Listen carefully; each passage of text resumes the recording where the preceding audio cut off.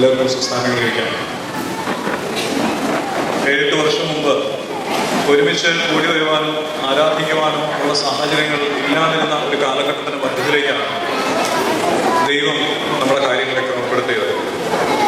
പല സ്ഥലത്ത്, പ്രദേശത്ത്, പല ഭാഗങ്ങളിലായിരുന്ന നമ്മളെല്ലാവരെയും പരിശുദ്ധ സഭയുടെ നാമധേയത്തിൽ കൂട്ടി വരുത്തി ഇന്ന് ഒരു ആരാധനാലയത്തിൽ ഒരുമിച്ച് ദൈവത്തെ ആരാധിക്കുവാൻ തക്കവണ്ണം 8 വർഷം പുനരന്തരാൻ നമ്മളെ സഹായിച്ചതോർത്ത് ദൈവത്തെ സ്തുതിക്കാം. കഴിഞ്ഞ മുന്നത്തെ വർഷം നമുക്ക് സ്വന്തമായിട്ട് ഒരു ബിൽഡിംഗ് വാങ്ങുന്നതിനും അവിടെ ആരാധന അർപ്പിക്കുന്നതിനും ഒക്കെ ഇടയാക്കിയ ദൈവം തമ്പുരാനെ മഹത്വപ്പെടുത്താം. സ്നേഹമുള്ളവരെ, അതിൻ്റെ വാർഷികം കൂടി നമ്മുടെ പള്ളിയുടെ കല്ലിട്ട പെരുന്നാൾ, നമ്മുടെ നാടൻ ഭാഷയിൽ കല്ലിട്ട പെരുന്നാൾ പള്ളിയുടെ ഏറ്റവും വലിയ പെരുന്നാൾ ഒന്നാണ്.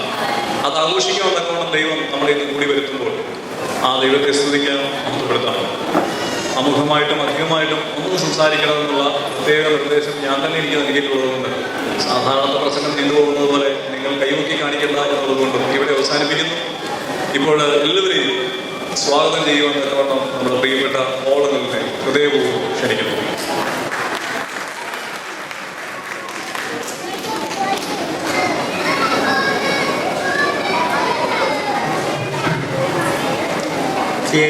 സ്വന്തമുണ്ടാക്കിയിട്ട് ബഹുമാനമുണ്ട് അച്ഛൻ, ഇടവന്ന് സ്റ്റേജിലും വേദിയിലും എല്ലാം മനസ്സജനമേ, ആദ്യമായിട്ട് നിങ്ങളെല്ലാവരും പ്രത്യേകിച്ച് ഇന്ന് നമ്മൾ ക്ഷണം സ്വീകരിച്ചു വന്നെത്തിയിരിക്കുന്ന നമ്മുടെ ഫാദർ ജേക്കബ് ജോൺസൺ അച്ഛൻ ഫ്രം CSH ഫാമിലി, ഈ ദേവാലയത്തിൻ്റെ പേരിൽ ഇടവക ദിനാഘോഷത്തിലേക്ക് ഞാൻ സ്വാഗതം ചെയ്തുകൊള്ളട്ടെ. അതിലുപരിയായി ഇതിനെല്ലാം ഒരു മഹത്വ ദൈവത്തിനായി സ്തുതി അർപ്പിക്കുന്നു. അതുപോലെ ദൈവമക്കളെ, വാസ്തവത്തിൽ ഈ ഇടവക ദിനം ഇത്ര മനോഹരമായിട്ട് സംഘടിപ്പിക്കുവാൻ പ്രവർത്തിച്ച അച്ഛൻ, പ്രസിഡന്റ്, ഇടവകങ്ങൾ, ആത്മീയ പ്രസ്ഥാനങ്ങൾ എല്ലാവരെയും അവർ ഒത്തൊരുമിച്ച പ്രവർത്തനങ്ങൾ നമ്മളെല്ലാവരും ഒത്തൊരുമിച്ച് അപ്രീഷിയേറ്റ് ചെയ്യണം. അവർ വളരെ നാളുകളായി പ്രവർത്തിക്കുന്നു. ദൈവാലയം അനുഗ്രഹിക്കട്ടെ. കർത്താവ് പേരെ, നമ്മുടെ ദേവാലയത്തിൻ്റെ ആരംഭം നിങ്ങൾക്ക് ഏവർക്കും ദേവങ്ങളാവുന്നു. വാസ്തവത്തിൽ ഈ സിംഗപ്പൂരിൽ നമ്മുടെ ദേവാലയം തുടങ്ങുന്നതിന് മുമ്പ് തന്നെ നമ്മുടെ ദൈവം നമുക്ക് ഒരുക്കി എന്നുള്ളതിനാൽ ദൈവത്തെ പ്രത്യേകിച്ച് ദൈവത്തെ മോചനപ്പെടുത്തേണ്ടതാണ്.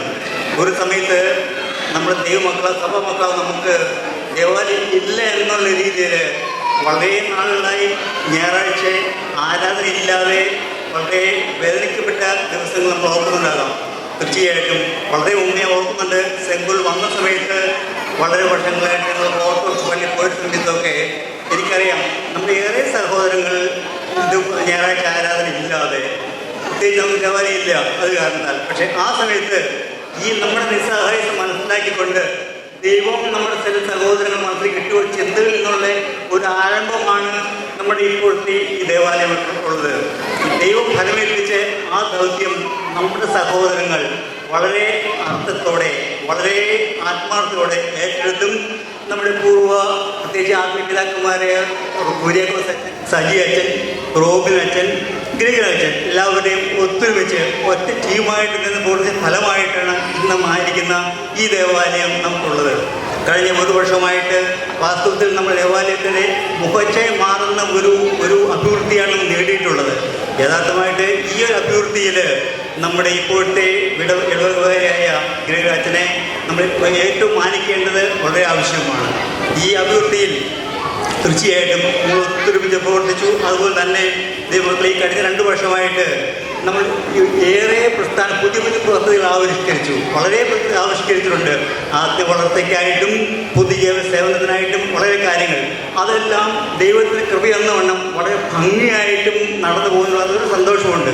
നമ്മൾ അതുപോലെ ഈ അർത്ഥത്തിലും ഈ ആവേശത്തിലും ഒന്നിച്ച് നിൽക്കാമെങ്കിൽ എൻ്റെ അഭിപ്രായത്തിൽ ചുരുങ്ങിയ സമയം കൊണ്ട് തന്നെ ആഗോള തലത്തിൽ അത് ഉയർന്നു നിൽക്കുന്ന ദേവാലയങ്ങളുടെ ഒരു എണ്ണത്തിൽ നമ്മൾ എഴുതുന്നത് ഒരു സംശയമില്ല. അതുപോലുള്ള ആവേശത്തിലാണ് നമ്മളിപ്പോൾ പോകുന്നത്. അതുപോലെ ദൈവം നമ്മുടെ കൂടെയുണ്ട്. ഈ ലക്ഷ്യത്തിലേക്ക് ദൈവം നമ്മളെ സഹായിക്കട്ടെ. ഈ ദൈവം എന്തുകൊണ്ട് ആശംസിച്ച് പ്രാർത്ഥിച്ചുകൊണ്ട് എൻ്റെ കൂടി വന്ന ഏവർക്കും ഒരിക്കൽ കൂടി സ്വാഗതം അർപ്പിച്ചുകൊണ്ട് എൻ്റെ വാക്ക് നിർത്തുന്നു. നന്ദി, നമസ്കാരം. ഓളങ്ങളുടെ നല്ല വാക്കുകൾക്ക് നന്ദി സമയത്ത് അറിയിക്കുന്നു. ഇപ്പോൾ നമ്മുടെ പബ്ലിക് ഫംഗ്ഷൻ ഉദ്ഘാടനം ചെയ്തുകൊണ്ട് പ്രിയപ്പെട്ട ജേക്കബ് ജോൺസൺ അച്ഛൻ നമ്മളോട് സംസാരിക്കും.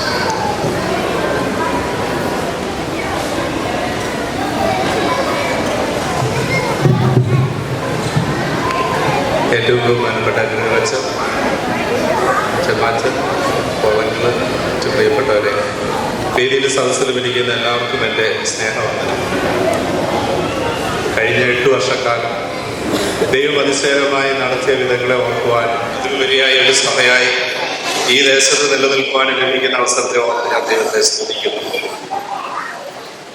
സഭ സ്വാഗത പ്രസംഗത്തിന് അങ്കിള് പറഞ്ഞതുപോലെ ദൈവത്തിന്റെ പ്ലാൻ. അങ്കിള് പോരുന്ന സമയത്ത് ഒരു കാര്യം പറഞ്ഞപ്പോൾ ഞാനത് എന്നെ വളരെ സ്ട്രൈക്ക് ചെയ്തു. കാരണം ചില ആഴ്ചകളിൽ പള്ളിയില്ലാതെ ആരാധിക്കാൻ സ്ഥലമില്ലാതെ ഞങ്ങൾ ഭാരപ്പെട്ടിട്ടുണ്ടെന്നോ. അപ്പൊ ഞാനത് മനസ്സിൽ പെട്ടെന്ന് എനിക്ക് കൊണ്ടു. കാരണം ഞങ്ങളിപ്പോൾ ഒരു പള്ളിയിൽ നിന്ന് മൂവ് ചെയ്ത് വേറെ പള്ളിയിലേക്ക് പോയിരിക്കണം. അവർ എഗ്രിമെന്റ് 1 വർഷത്തേക്ക് അത് തന്നിട്ടുണ്ട്. അപ്പൊ ഞാൻ പെട്ടെന്ന് എന്റെ മനസ്സിൽ അത് സ്ട്രൈക്ക് ചെയ്ത്. അവർ പോകണമെന്ന് പറഞ്ഞു കഴിഞ്ഞാൽ സമൂഹം എങ്ങോട്ട് അച്ഛന്മാർക്ക് വലിയ സ്ട്രഗിളാണ്, പ്രത്യേകിച്ച് ഫാമിലി മെമ്പേഴ്സിന് അതൊരു വലിയ സ്ട്രഗിളാണ്. പക്ഷെങ്കിലും ദൈവം ഇത്രത്തോളം അതിശയമായി നടത്തി ദൈവത്തിന്റെ സ്തുതിയും സ്തോത്രം അർപ്പിക്കുവാനായിട്ട് നമ്മൾ കടന്നു വന്നിരിക്കുന്നു. ഇവിടെ വന്നപ്പോൾ എനിക്ക് വളരെ സന്തോഷം തോന്നി. ഞാൻ വേറൊരു സ്റ്റൈലിലുള്ള പ്രോഗ്രാമുകളൊക്കെയാണ് പ്രതീക്ഷിച്ചത്. എനിക്ക് വളരെ സന്തോഷമുണ്ട്. കാരണം കഴിഞ്ഞ 7 വർഷക്കാലം ഞാനൊരു ഹയർ സെക്കൻഡറി സ്കൂളിലെ മാനേജറായിട്ട് വർക്ക് ചെയ്യായിരുന്നു. ഒരു സ്കൂളിലറിയാം, സ്കൂളിലെ ആനിവേഴ്സറി വരുമ്പോഴത്തേക്ക് അടിച്ചു പൊളിക്കുന്ന പരിപാടി, പ്രത്യേകിച്ചും CBSE സ്കൂളുകളിൽ. അപ്പൊ ആ ഒരു പ്രതീതിയാണ് വളരെ രസകരമായി എൻജോയ് ചെയ്യുവാനായിട്ട് സാധിച്ചു. പ്രോഗ്രാം നടത്തി അതിന്റെ പിന്നിൽ പ്രവർത്തിച്ച എല്ലാവരെയും ഞാൻ അനുമോദിക്കുന്നു. അവരുടെ താലന്തുകളെ ദൈവം ധാരാളമായിട്ട് ഉപയോഗിക്കട്ടെ എന്ന് പ്രാർത്ഥിക്കുകയും ആശംസിക്കുകയും ചെയ്തു. 1-2 കാര്യങ്ങൾ ചുരുക്കമായിട്ട് പറയുവാൻ എനിക്ക് വളരെ വിശുദ്ധമായിട്ടുള്ള ടൈമുണ്ട്. ഞാൻ അച്ഛനോട് പറഞ്ഞ വെച്ചാൽ ഞാൻ വളരെ ചുരുക്കമായിട്ട് പറയാം എന്നുള്ള ഇതിലാണ്. വളരെയധികം ചെറുപ്പക്കാരുള്ള ഒരു ദേവാലയമാണ് അച്ഛൻ്റെ പള്ളി എന്ന് എനിക്കറിയാം. യൗവനക്കാർ കൂടെ ഉള്ളപ്പോൾ യൗവനക്കാരുടെ വിഷയങ്ങളെ ഫേസ് ചെയ്ത് പറയുന്നതാണ് കുറച്ചും കൂടെ നല്ലത് എന്ന് എനിക്ക് തോന്നിയുണ്ട്. 1-2 കാര്യം, പ്രത്യേകിച്ചും ആധുനിക യുഗത്തിൽ നമ്മൾ ഫേസ് ചെയ്യുന്ന 1-2 കാര്യങ്ങളെ പറയുവാനായിട്ടാണ് ഞാൻ ആഗ്രഹിക്കുന്നത്. നമ്മളെല്ലാവരും ടെക്നോളജി കാലഘട്ടത്തിലാണ് ജീവിക്കുന്നത്. ജീവിത സൗകര്യങ്ങൾ വർദ്ധിക്കുകയും ജീവിതത്തിൽ ക്ലേശങ്ങൾ കുറയുകയും ചെയ്ത ഒരു കാലഘട്ടമാണ്. ഇന്ന് എവിടെ നോക്കിയാലും എന്തിനും സൗകര്യങ്ങളും അതിനനുസരിച്ചുള്ള അവസ്ഥകൾ നമുക്ക് കാണുവാൻ സാധിക്കുന്നു. പഴയ ഒരു ജനറേഷനിലേക്ക് നോക്കുകയാണെങ്കിൽ അവർ വളരെയധികം കഷ്ടപ്പെടുകയും വളരെയധികം ഭാരപ്പെടുകയും പല കാര്യങ്ങൾക്ക് വേണ്ടി ബുദ്ധിമുട്ടുകയും ചെയ്ത ഒരു സാഹചര്യം. ഇന്നെല്ലാം അതിൽ നിന്നെല്ലാം മാറി വേറെ അനുഭവത്തിലേക്ക് ആയിത്തീർന്നിരിക്കുകയാണ്. അങ്ങനെ വരുമ്പോൾ സംതൃപ്തി കൂടുമ്പോൾ ബന്ധങ്ങൾ നശിക്കുന്നതായിട്ട് നമ്മൾ കാണാം. ഈ മോഡേൺ ടെക്നോളജിയുടെ ഭാഗമായിരിക്കാം. പക്ഷെ ഇന്ന് പലപ്പോഴും എവിടെയാണ് സന്തോഷവും സംതൃപ്തിയും കാണുവാനായിട്ട് സാധിക്കുന്നത്? വ്യക്തി ജീവിതങ്ങളിലാണെങ്കിലും കുടുംബ ജീവിതങ്ങളിലും ആ ഒരു അസ്വസ്ഥതകൾ വളരെയധികം കാണുവാനായിട്ട് സാധിക്കുന്നു. ഇന്നത്തെ പഠനങ്ങൾ ശ്രദ്ധിക്കുമ്പോഴത്തേക്ക് കുടുംബജീവിതത്തിൽ അസ്വസ്ഥതകൾ വളരെ നിറയുന്ന ഒരു സാഹചര്യമാണ് ഇന്ന് നമുക്ക് കാണുവാൻ സാധിക്കുന്നത്. കാരണം ആരുടെ പ്രശ്നമല്ല, കാര്യം ഇന്ന് ജോലിയിൽ തന്നെ ആണെങ്കിലും മാക്സിമം എക്സ്പ്ലോയിറ്റ് ചെയ്യുവാനായിട്ടുള്ളൊരു ശ്രമമാണ് ഔദ്യോഗിക മേഖലകളിൽ കാണുന്നത്. നിങ്ങൾക്ക് ശമ്പളം തരുമ്പോൾ അതിന്റെ മാക്സിമം യൂട്ടിലൈസ് ചെയ്യുവാനായിട്ട് അല്ലെങ്കിൽ അതിന്റെ റിവാർഡിന് വേണ്ടി അവർ ശ്രമിക്കാറുണ്ട്. അങ്ങനെ വരുമ്പോൾ ഈ എക്സ്പ്ലോയിറ്റേഷൻ മൂലം സംഭവിക്കുന്നത് മൂല്യങ്ങൾക്ക് പ്രാധാന്യം നഷ്ടപ്പെടും. മൂല്യങ്ങൾക്ക് പ്രാധാന്യം നഷ്ടപ്പെടുമ്പോൾ വ്യക്തിബന്ധങ്ങളിലാണ് ഉരസൽ സംഭവിക്കുന്നത്. അതിൻ്റെ ഒരു അനന്തര ഫലമായിട്ടാണ് ഔദ്യോഗിക മേഖലകളിൽ നിന്ന്, സൊസൈറ്റിയിൽ നിന്ന് ഔദ്യോഗിക മേഖലയിലേക്ക് വരികയും അതിൽ നിന്ന് ഭവനത്തിൽ വരികയും അതിൻ്റെ ചില ഭാഗങ്ങൾ സഹായം സംഭവിക്കാറുണ്ട് എന്ന് നാം മനസ്സിലാക്കുന്നു. ചൂഷണമുള്ളിടത്ത് ബന്ധം നിലനിൽക്കുന്നില്ല. ഇന്നത്തെ ബന്ധങ്ങൾ പലപ്പോഴും ഒരാളെ സ്നേഹിക്കുകയോ ഒരാളെ മനസ്സിലാക്കുകയോ ചെയ്യുമ്പോൾ അയാളുമായി ഞാൻ എന്ത് ആയിത്തീർന്നാൽ എനിക്ക് എന്ത് ലഭിക്കും എന്ന കാഴ്ചപ്പാടാണ് ഇന്നും സമൂഹത്തിൽ കാണുവാൻ സാധിക്കുന്നത്.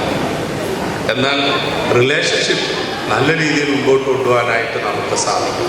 അതിനുള്ളൊരു പ്രയത്നവുമാണ് സഭയിലൂടെ നമുക്ക് കാണുവാൻ സാധിക്കുന്നത്. വിശ്വാസികൾ ഒന്നിച്ചുകൂടി ബന്ധങ്ങളുണ്ടാകുമ്പോൾ വിശ്വാസ സമൂഹത്തിന് വളർച്ച ഉണ്ടാകുകയും അതിനനുസരിച്ച് മുൻപോട്ട് പോകുവാനായിട്ട് ശ്രമിക്കുകയും ചെയ്യുന്നു. എന്നാൽ കുഞ്ഞുങ്ങളെ കുറിച്ചും കൂടെ പറഞ്ഞ് ഞാൻ അവസാനിപ്പിക്കുകയാണ്. കാരണം ഇന്നത്തെ കൾച്ചർ എന്ന് പറയുന്നത് വ്യത്യസ്തമായ ഒരു കാഴ്ചപ്പാടാണ്. വേദപുസ്തകത്തിൽ പറയുകയാണെങ്കിൽ മുടിയനായ പുത്രൻ എന്ന് പറഞ്ഞാൽ നമ്മുടെ മക്കളെല്ലാം മുടിയനായ പുത്രൻ എന്നുള്ള അർത്ഥത്തിലല്ല ഞാൻ പറയുന്നത്. ആ ഒരു അവസ്ഥയാണ് ഇന്നത്തെ സൊസൈറ്റിയിൽ കുഞ്ഞുങ്ങളെ നമുക്ക് കാണുവാൻ സാധിക്കുന്നത്. കാരണം നിയന്ത്രണം ഇഷ്ടപ്പെടുന്നില്ല, അപ്പം പറയുന്നത് കേൾക്കുവാൻ താല്പര്യമില്ല, മറ്റു അധ്വാനിക്കുവാനായിട്ട് താല്പര്യമില്ല. കാരണം അവർക്ക് ആവശ്യമുള്ളതെല്ലാം നമ്മൾ അവർക്ക് നൽകിയിട്ടുണ്ട്. അവരുദ്ദേശിക്കുന്നതിലും സമ്പന്നതയുടെ ഔന്നത്യത്തിലേക്ക് അവരെ എത്തിച്ചേർന്നിരിക്കുന്നത് കൊണ്ട് അവർക്ക് ആ ഒരു ലക്ഷ്യമില്ല. എന്ന് പറഞ്ഞാൽ അതിനെക്കുറിച്ച് കൂടുതൽ മനസ്സിലാക്കുവാനായിട്ട് അവർക്ക് സാധിക്കുന്നില്ല. അതുകൊണ്ടാണ് ആ ഒരു അവസ്ഥ മറ്റുള്ളവരിൽ നിന്ന് റിവെഞ്ചായിട്ട് ഒരു ഇൻഡിവിജ്വൽ വ്യക്തി, അതായത് പേഴ്സണാലിറ്റിയിൽ ഒരു ഇൻഡിവിജ്വാലിറ്റി കൂടുതൽ കാണുവാനായിട്ട് സാധിക്കുന്നത് അതുകൊണ്ടാണ്. അതുകൊണ്ട് നമ്മുടെ കുഞ്ഞുങ്ങളെ നമ്മൾ കുറച്ച് ഒരു സോഷ്യൽ ബീയിങ് ആയിട്ട് വളർത്തണം. സഹോദരങ്ങളെ സ്നേഹിക്കുവാനും പ്രായമായവരെ ബഹുമാനിക്കുവാനും അതിലുപരിയായി സ്നേഹിക്കുവാനും നമ്മൾ അഭ്യസിപ്പിക്കണം. ഈയിടയ്ക്ക് എനിക്ക് രസം, എൻ്റെ ഒരു ഫ്രണ്ട് എനിക്കൊരു ഫേസ്ബുക്കിലൊരു പോസ്റ്റ് ഇട്ട്, എനിക്ക് വളരെ സന്തോഷം. ഞാനും ലാലും ഞങ്ങൾ പറഞ്ഞ് ചിരിക്കുകയുണ്ടായി. അത് പറഞ്ഞതാണ്, പഴയ കാലത്ത് പ്രായമായവർ വരുമ്പോൾ കുഞ്ഞുങ്ങൾ റെസ്പെക്റ്റ് ചെയ്യുന്നത് എഴുന്നേറ്റ് നിന്ന് അല്ലെങ്കിൽ ആ ഇരിക്കുന്നിടത്തൊന്ന് മാറിയിരിക്കും. ഇപ്പോഴത്തെ പുതിയ പരിപാടി എന്നതാണ് ചെവിയിലിരിക്കുന്ന ഇയർഫോൺ മാറ്റും. അതാണ് അവരുടെ ഇപ്പോഴത്തെ ലേറ്റസ്റ്റ് പരിപാടി. അവർ പറയുന്നത് കേൾക്കണം. ഇപ്പം നമ്മൾ അപ്പനും അമ്മയും പറയുവാണെങ്കിലും അവരാ റെസ്പെക്ട് കാണിക്കുന്ന ചെവിയിലെ ഈ സംഭവമൊക്കെ മാറ്റി കാണും. അതുവരെ അവർ വേറെ ലോകത്തിലാണ്. അടുത്തിരിക്കുന്നവർ ആരാണെന്നോ മറ്റുള്ളവരുടെ പ്രയാസം എന്താണെന്നോ മറ്റുള്ളവരെ അറിയുവാനോ മനസ്സിലാക്കുവാനോ അവർ ശ്രമിക്കുന്നില്ല. അതാണ് ഇന്നത്തെ സൊസൈറ്റിയുടെ ഏറ്റവും വലിയ പരാജയം. സുഹൃത്തുക്കളെ നേടുവാനും അതിലുപരിയായി സൗഹൃദത്തിൽ മുമ്പോട്ട് പോകാനും സാധിക്കണം.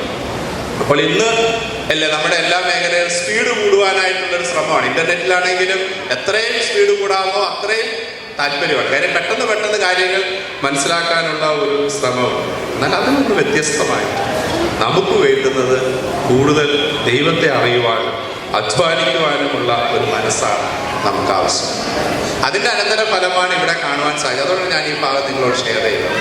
കുറച്ച് പേര് സഭയ്ക്ക് വേണ്ടി പ്രവർത്തിക്കുകയും കരുതുകയും ചെയ്യുമ്പോൾ ദൈവം നമ്മെ അനുഗ്രഹിക്കും. നന്മ ചെയ്യുവാൻ വേണ്ടി നാം ശ്രമിക്കേണ്ടുന്നതാണ്. കാശുണ്ടാക്കാമെന്നതിനേക്കാൾ ഉപരിയായി പരസ്പരം സ്നേഹിക്കുവാനും കരുതുവാനും നമ്മൾ തയ്യാറാണ്. നമ്മുടെ തലമുറയെ ആ ഒരു സാഹചര്യത്തിലേക്ക് അഭ്യസിപ്പിക്കുവാനായിട്ട് നമ്മൾ തയ്യാറാണ്. നാം ദൈവവുമായിട്ടൊരു ഉടമ്പടി ബന്ധത്തിലൂടെയാണ് ആയിരിക്കുന്നത്. അല്ലെങ്കിൽ നമുക്ക് നമ്മുടെ മൃതദേശം വിട്ട് ഈ ദേശത്ത് വരുമ്പോൾ ദേവാലയം എവിടെ പള്ളിയിൽ പോയാലും ആരും ചോദിക്കാനില്ല, എവിടെ പോയാലും ആരും അന്വേഷിക്കാനില്ല. പക്ഷേ നമ്മൾക്ക് ലഭിച്ച ആ ദർശനം, നമ്മുടെ പിതാക്കന്മാരെ നടത്തിയ ദൈവം നമ്മെ നടത്തുന്നു. ആ ഒരു പ്രത്യാശ, ആ ഒരു അനുഗ്രഹം, അതിലാണ് നമ്മളെല്ലാവരും കൂടി വന്നിരിക്കുന്നത്. നമ്മളെവിടെ പോയാലും ദൈവത്തിൻ്റെ ധാരാളമായ അനുഗ്രഹങ്ങൾ നമ്മോടുകൂടെ ഉണ്ടാകും. ഈ ലോകത്തിലെ പലവിധമായ പ്രതിസന്ധികളുണ്ടെങ്കിലും ഉത്തമ ദൈവാശ്രയത്തിലും ദൈവഭയത്തിലും നമ്മുടെ തലമുറ വളർന്നു വരുവാനും വളർത്തപ്പെടുവാനും നമുക്ക് സാധിക്കണം. ഈ ദേവാലയത്തിലെ എല്ലാ സംഘടനകളും, പ്രത്യേകിച്ചും യുവജന സഖ്യങ്ങളും സൺഡേ സ്കൂൾ കുഞ്ഞുങ്ങളെ പ്രത്യേകിച്ച് നിങ്ങൾ കൺട്രോൾ ചെയ്യേണ്ടതാണ്. കുഞ്ഞുങ്ങളെ ഈ ഒരു പരുവത്തിൽ നിങ്ങൾ പിടിച്ചാൽ കഴിക്കും. ഇത് കഴിഞ്ഞാൽ പിന്നെ ഒരു 12 വയസ്സ് കഴിഞ്ഞാൽ പിന്നെ അവരെ കൈ കിട്ടത്തില്ല. അതുകൊണ്ട് ലഭിക്കുന്ന അവസരങ്ങളിൽ അവരെ ദേവാലയത്തിൽ കൊണ്ടുവരുവാനും വേദപുസ്തകം വായിക്കുവാനും പ്രാർത്ഥിക്കുവാനും അവരെ പഠിപ്പിക്കണം. നമ്മുടെ കുടുംബ പ്രാർത്ഥനയിൽ നിർബന്ധമായും കുഞ്ഞുങ്ങൾ പങ്കെടുക്കുന്നുണ്ട് എന്ന് നിങ്ങൾ മനസ്സിലാക്കണം. അവരുടെ സുഹൃത്തുക്കൾ ആരാണെന്ന് നിങ്ങൾ മനസ്സിലാക്കണം. അവരിടപെടുന്ന സൊസൈറ്റിയിൽ പലവിധമായുണ്ട്, വ്യത്യസ്തമായ സാഹചര്യങ്ങളുണ്ടെങ്കിലും നമ്മുടെ പാരമ്പര്യത്തെ മുൻനിർത്തിക്കൊണ്ട് നല്ല മൂല്യങ്ങളായി വളരുവാനും അഭ്യസിപ്പിക്കുവാനും നമ്മൾ ശ്രമിക്കേണ്ടതാണ്. ദൈവത്തിൻ്റെ ധാരാളമായ അനുഗ്രഹങ്ങൾ നിങ്ങൾക്ക് എല്ലാവർക്കും ഉണ്ടാകട്ടെ എന്ന് പ്രാർത്ഥിക്കുകയും ആശംസിക്കുകയും ചെയ്തുകൊണ്ട് ഈ സമ്മേളനം ഔദ്യോഗികമായി ഉദ്ഘാടനം ചെയ്താൽ ഞാൻ പ്രഖ്യാപിക്കുന്നു. ദൈവം നമ്മെ അനുഗ്രഹിക്കട്ടെ.